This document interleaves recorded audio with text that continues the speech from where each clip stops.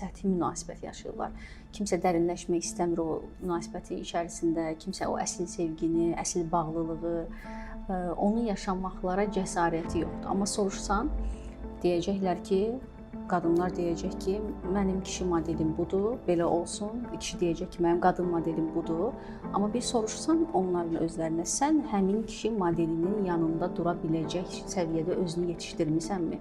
Sən həmin qadın modelini daşıya biləcək potensiala sahibsənmi? Bir şey istəmək məsələ o deyil.